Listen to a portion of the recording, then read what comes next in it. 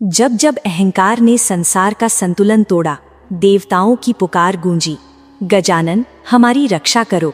ये कथा है प्रभु गणपति की और उस गंधर्व क्रौंच की, जिसने अपने घमंड और अभिमान में महर्षि वामदेव का अपमान किया और शापित होकर विकराल मूषक बन गया। लेकिन अंत में उसका विनाश नहीं, परिवर्तन हुआ। एक उग्र दैत्य प्रभु के चरणों में झुका और बन गया गणेश जी का सबसे विनम्र, सबसे आज्ञाकारी वाहन मूषक। स्वर्गलोक, जहाँ देवता निवास करते हैं, जहाँ हर किरण में चमकती है दिव्यता, जहाँ वायु में घुली है अमृत की सुगंध और हर दिशा में गूंजती है अनंत शांति का संगीत। यहाँ अप्सराएं नृत्य करती हैं, गंधर्वों की वीणा और सितार की मधुर ध्वनि गूंजती है।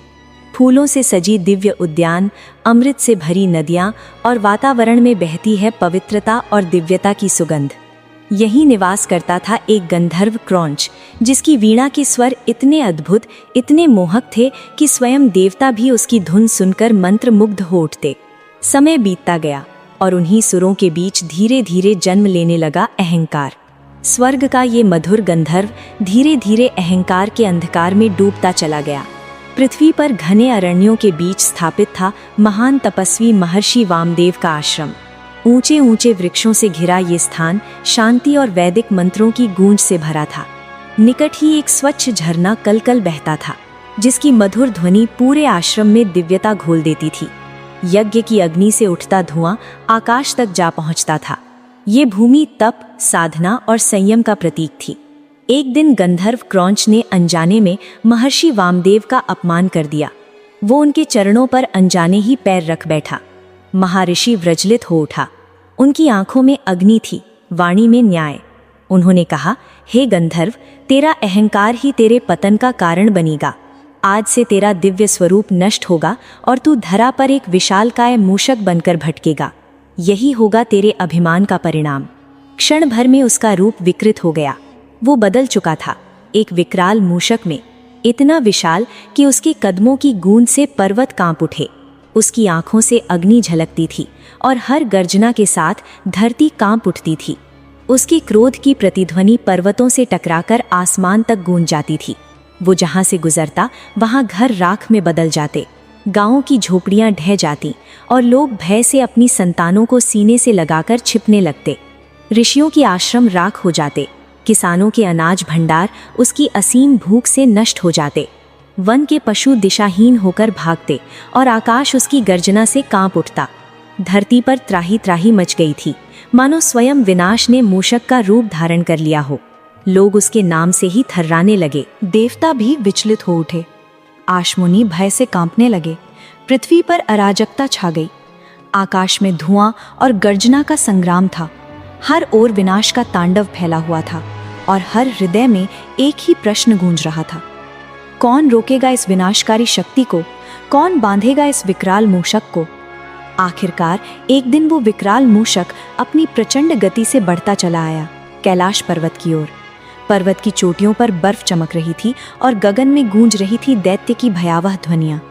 चारों ओर एक अद्भुत शांति थी, परंतु इसी शांति को चीरने वाला था विनाश का तूफान।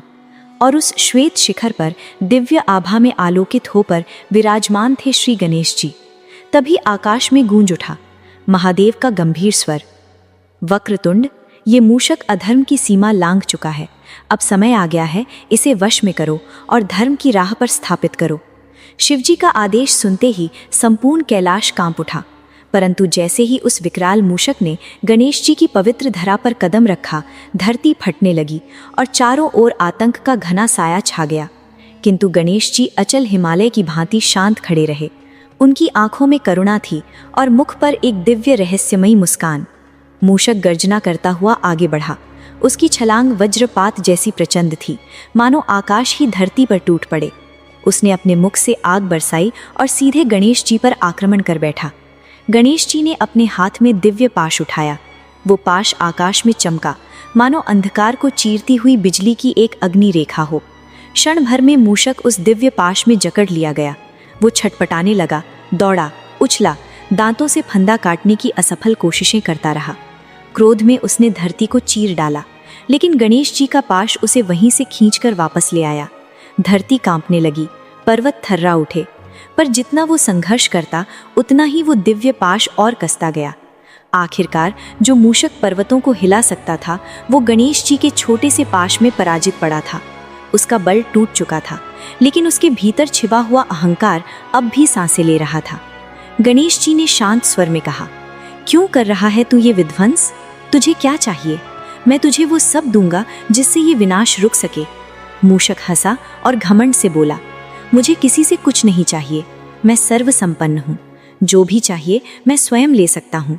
यदि तुम्हें कुछ चाहिए तो बताओ, मैं दूंगा तुम्हें जो भी तुम चाहो। गणेश जी मुस्कुराए और बोले, यदि तू सच में मुझे कुछ देना चाहता है तो मेरी एक ही इच्छा है, मुझे तुझ पर सवारी करनी है।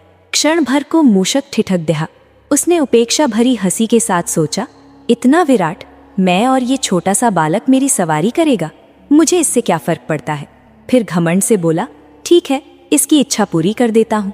लेकिन जैसे ही गणेश जी अपनी दिव्य आभा के साथ उस पर आरोहित होने लगे, मूषक दबने लगा। उसके भीतर अहंकार का भार असहनीय हो गया। उसे लगा उसका शरीर चूर होकर नष्ट हो जाएगा। वह चीख पड़ा, प्रभु मुझे क्षमा करें, मैं अपने घमंड के लिए पश्चाताप करता हूँ। मैं स्वीकार करता हूँ, आप ही मेरे स्वामी हैं। मेरा जीवन अब आपका है।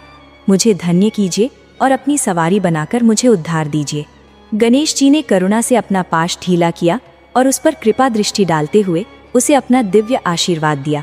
उस दिन से वह विकराल मूषक, जो कभी आतंक और विनाश का प्रतीक था, वही शापित गंधर्व गणपति बप्पा का प्रिय, सबसे आज्ञाकारी और समर्पित वाहन बन गया।